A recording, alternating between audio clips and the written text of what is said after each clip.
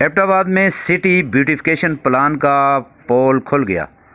Abbott میں city beautification plan کے تحت مختلف روڈوں کے اوپر کارپیٹنگ کی گئی تھی۔ ان روڈوں کو مکمل تعمیر نہیں کیا گیا تھا۔ جو روڈ پہلے سے تعمیر شدہ تھے ان کے اوپر کارپیٹنگ کی گئی تھی، جیسا کہ یہ لنک روڈ کے اوپر ابھی کھاڑ بچھاڑ شروع ہے۔ دوبارہ نئے سرے سے ٹاکیاں جو ہیں وہ لگائی جائیں گی، اور یہ جو پرانی ٹاکیاں جو اس وقت سٹی بیوٹیفکیشن پلان 1 ارب سے زائد رقم جو ہے ایبٹ کی بیوٹیفکیشن کے لیے لگائی گئی تھی، اب اس کو بے دردی سے اکھاڑا جا رہا ہے، توڑا جا رہا ہے، کیونکہ وہ ہے ہی ٹوٹ پھوٹ کا شکار۔ ڈپارٹمنٹ جو ہیں وہ ایکٹیولی کام کر رہے ہیں، ہمارے چیک اینڈ بیلنس رکھنے والے ادارے جو ہیں وہ خاموش تماشائی بنے ہوئے ہیں۔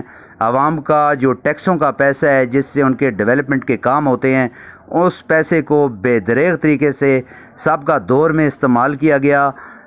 پاکستان تحریک انصاف کی حکومت کے زیر اثر مشتاق احمد غنی جو صوبائی اسمبلی کے اسپیکر ہیں، انہی کے حلقے ایبٹ میں جس بے دردی کے ساتھ اس پیسے کا ضیاع کیا گیا، آج وہ آپ کے سامنے ہیں۔ لنک روڈ ایبٹ اور دیگر جو روڈوں کی بات کی جائے، وہ روڈ جو ہیں وہ تباہ حالی کا شکار ہو چکے ہیں، اور نئے سرے سے ان پر ٹاکیاں لگائی جانے کا منصوبہ جو ہے وہ نیا تیار کیا جا رہا ہے، جبکہ جو پرانی جو بیوٹیفکیشن کے لیے ان کے اوپر کارپیٹنگ کی گئی تھی، بلیک ٹاپ کیا گیا تھا، ان کو کھاڑا جا رہا ہے، کیونکہ یہ ہے آلریڈی ٹوٹ پھوٹ کا شکار ہے پہلے سے ہی، اور اس کے اوپر جو ہے یہ کارپیٹنگ نئے سرے سے کی جائے گی۔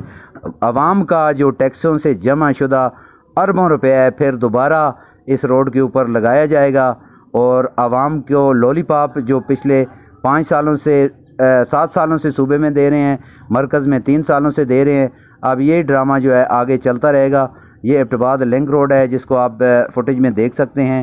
یہ لنک روڈ کے اوپر جو اس وقت کارپیٹنگ کی گئی تھی اس کے یہ منظر ہیں۔ اس ویڈیو کو زیادہ سے زیادہ شیئر کریں، لائک کریں، اور ایوان اقتدار میں بیٹھے ہمارے نمائندوں تک اس کو پہنچائیں۔